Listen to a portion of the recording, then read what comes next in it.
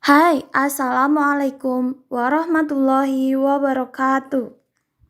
Di sini kami dari kelompok 3 yang beranggotakan antara lain Aina Ardianti Khotimah, Rizky Wahyu Arifah, Bastian Fieri Haryono, Diana Novitasari, Sultan Walad, dan Zainal Mustafa. Di kelompok 3 kali ini kita akan mempresentasikan tentang materi penghimpunan Al-Quran. Di sini kami sangat mengharap teman-teman menikmati pembelajaran dari kelompok 3 kali ini.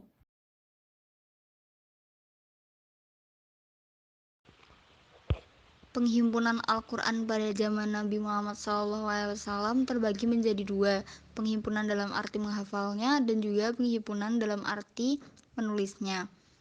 Jadi di dalam penghimpunan dalam arti menghafalnya, Al-Quran diturunkan kepada Nabi Muhammad SAW dalam keadaan ummi atau tidak bisa membaca dan menulis.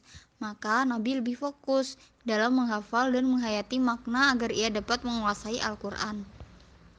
Di dalam Al-Quran tertulis, Dialah yang mengutus kepada kaum yang buta huruf seorang rasul di antara mereka yang membacakan ayat-ayatnya kepada mereka, mensucikan mereka dan mengajarkan mereka kitab dan hikmah, as-sunnah, dan sesungguhnya mereka sebelumnya benar-benar dalam kesetaraan yang nyata. Quran Surat Al-Jum'ah. Biasanya orang yang ummi mengandalkan kekuatan hafalan dan ingatannya karena hafalan serta daya pikir mereka sangat tajam. Upaya yang dilakukan oleh Nabi yaitu beliau menghafal ayat-ayat itu dan menyampaikannya kepada para sahabat yang kemudian sahabat menghafalnya juga sesuai dengan yang disampaikan oleh Nabi. Penghimpunan dalam arti menulisnya. Selain ditempuh dengan jalur hafalan, penghimpunan Al-Quran juga dilengkapi dengan tulisan. Rasulullah mengangkat para penulis wahyu Allah dari sahabat yaitu Ali, Muawiyah, Ubay bin Ka'ab, dan Zaid bin Sabit. Menurut suatu riwayat, ada 26 orang yang ditugaskan dalam menulis kitab Allah. Dan ada pula yang meriwayatkan 42 orang.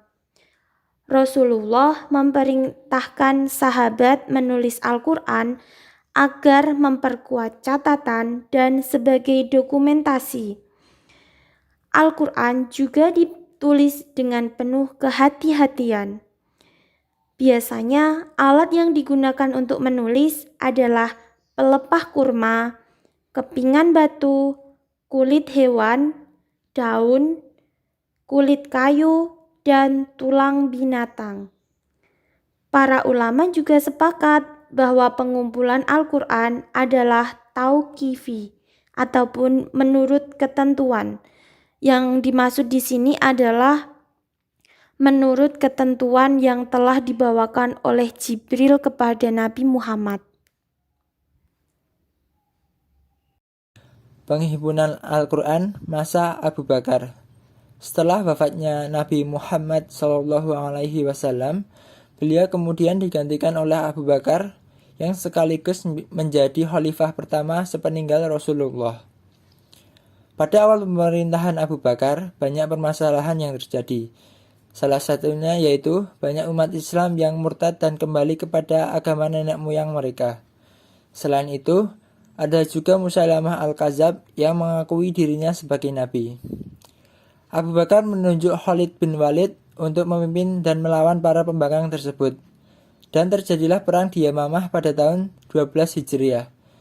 Dalam sebuah hadis disebutkan bahwa dalam perang Yamamah, banyak sahabat yang gugur serta ada 70 orang yang diyakini sebagai penghafal Al-Quran.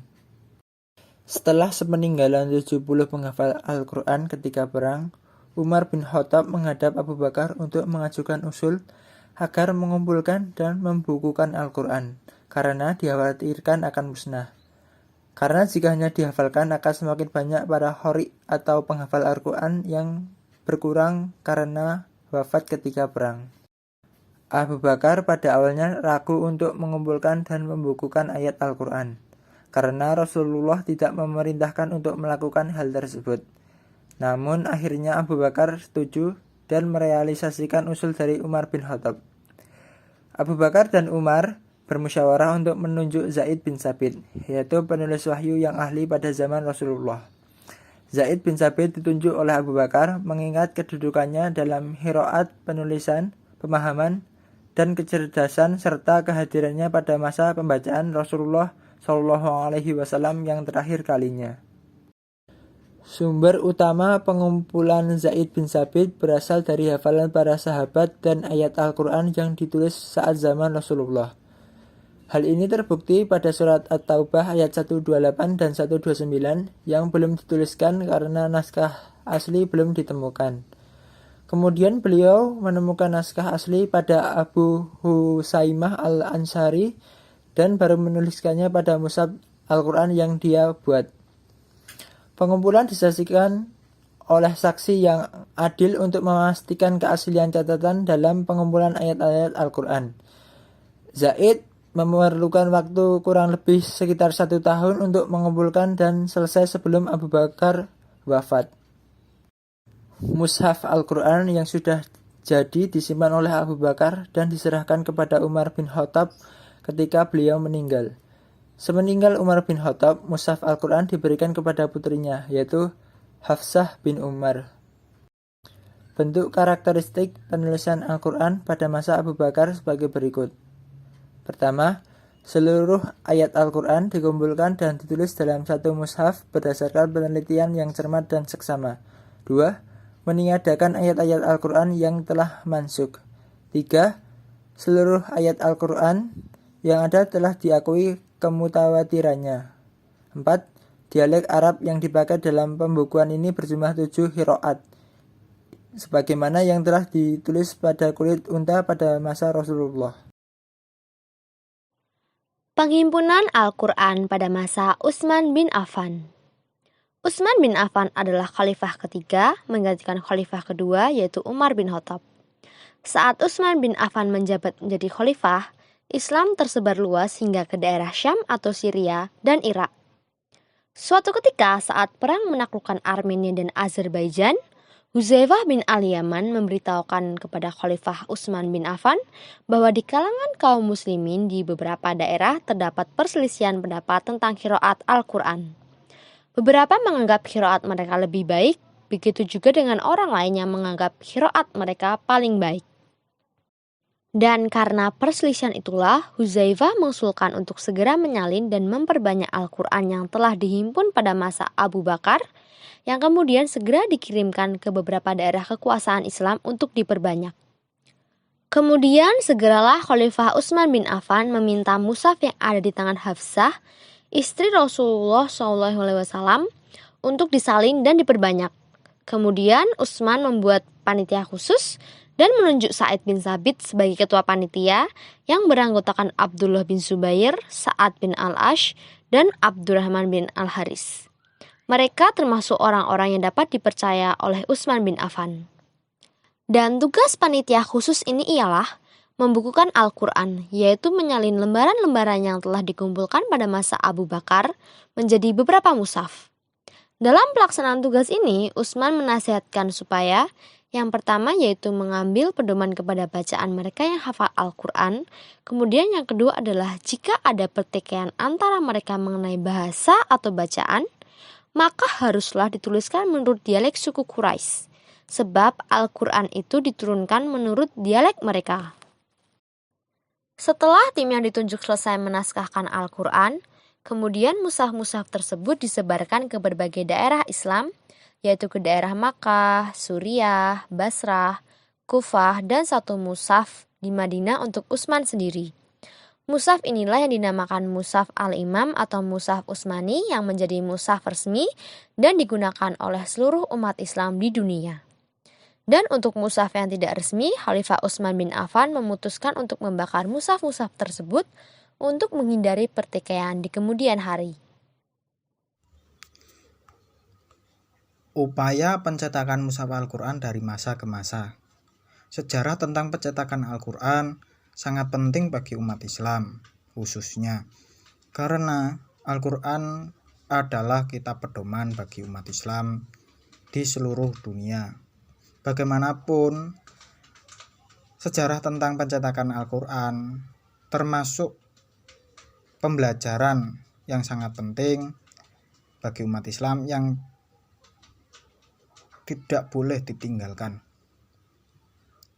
Cerita awal mula Al-Quran yang dicetak oleh para tokoh-tokoh zaman dahulu sampai berbentuk cetakan seperti saat ini dan sangat memudahkan bagi umat Islam untuk membaca Al-Quran. Upaya pencetakan Al-Quran tidak bisa lepas dari dunia barat karena mereka yang pertama kali memiliki mesin cetak di dunia yang dapat mencetak buku. Karena kurangnya informasi tentang sejarah pencetakan Al-Quran menyebabkan banyaknya perdebatan dan banyak orang Islam yang tidak mengetahui secara jelas tentang sejarah pencetakan Al-Quran itu sendiri. Di sini ada dua kultur yang berperan penting dalam pencetakan Al-Quran, di mana dunia timur dan dunia barat saling berhubungan antar satu sama lain. Di mana kultur dunia timur yang mayoritas beragama Islam yang memiliki kitab suci Al-Quran, dan dunia barat yang mayoritas beragama non-muslim yang memiliki mesin cetak. Di sini akan dijelaskan pencetakan mushaf Al-Quran dari negara Venice sampai negara Indonesia. Pencetakan Al-Quran pertama kali terjadi di negara Venice pada tanggal 9 Agustus antara tahun 1537 sampai 1538 yang dicetak oleh Paganino dan Alessandro Paganini.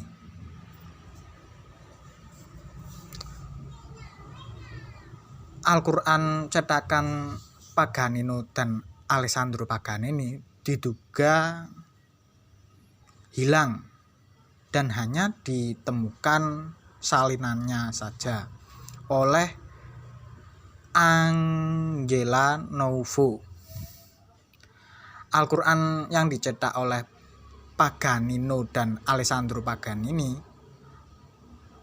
tidak laku di pasaran karena tempat yang dituju adalah Ottoman yang mayoritas berpendapat kitab suci Al-Quran tidak boleh dicetak oleh orang non-muslim, sedangkan Paganino dan Alessandro Paganini adalah seorang non-muslim.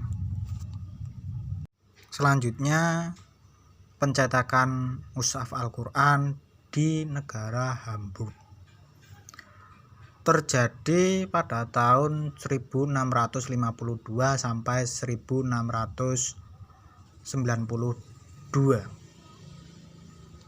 oleh Abraham Hinkelmann. Cetakan Al-Quran ini tidak memiliki terjemahan karena hanya bertujuan untuk kajian filologi dan hanya diberi kata pengantar menggunakan bahasa Latin. Selang 2 tahun pada tahun 1698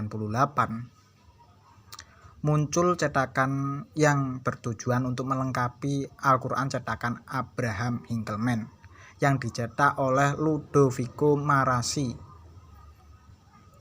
Cetakan Al-Quran tersebut dilengkapi oleh terjemah bahasa Latin di Padua. Berikutnya adalah cetakan mushaf Al-Quran di St. Petersburg terjadi pada tahun 1787. Cetakan ini bertujuan untuk politisi dan untuk toleransi keagamaan di Turki. Cetakan Al-Quran ini adalah pertama kali dicetak oleh umat Islam sendiri, yang dicetuskan oleh Mullah Osman Ismail yang diberi amanah oleh Ratu Rusia Tsarina Catherine II. Selanjutnya, pencetakan mushaf Al-Quran di Mesir terjadi pada tahun 1923 sampai 1925. Cetakan Al-Quran ini dilengkapi oleh berbagai model tulisan khot kaligrafi dan hiasan, dan ada pula catatan editorial di akhir volume. Cetakan ini termasuk cetakan Al-Quran yang sudah berbentuk modern. Yang terakhir adalah pencetakan mushaf Al-Quran di negara Indonesia. Ada beberapa statement yang berpendapat tentang sejarah pencetakan Al-Quran di Indonesia sendiri. Yang pertama, dari pendapat Ian Broadfoot dan Fauzi A. Abdurrazak, bahwa cetakan Al-Quran pertama kali adalah cetakan dari Muhammad Azhari di Palembang. Yang kedua, dari pendapat Al-Humam yang ditulis oleh Muhammad Ibnan Syarif, bahwa di tahun 1950 Al-Quran diterbitkan oleh Afif dari Cirebon dan Salim Nabian dari Surabaya. Di tahun 1951 muncullah upaya untuk menjaga keaslian Al-Quran dari cetakan yang salah yang dicetuskan oleh Muhammad Adnan selaku rektor IAIN Syarif Hidayatullah dengan membentuk tim pentashih Al-Quran bertujuan untuk memeriksa setiap cetakan Al-Quran dari kesalahan cetak. Beberapa tahun kemudian, tepatnya pada tahun 1957,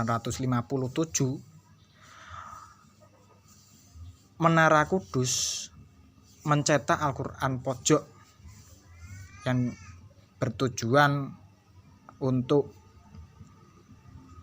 penghafal Al-Quran. Dan di tahun 1974 dicetak pula Juz Amma untuk pembelajaran Al-Quran yang ditujukan untuk pemula. Baiklah, itulah materi kami tentang penghimpunan Al-Quran dari masa Nabi, Khalifah, hingga pencetakan mushaf dari masa ke masa. Bila ada yang ingin ditanyakan, silahkan bertanya. Sekian presentasi kami pada hari ini. Terima kasih. Wassalamualaikum warahmatullahi wabarakatuh.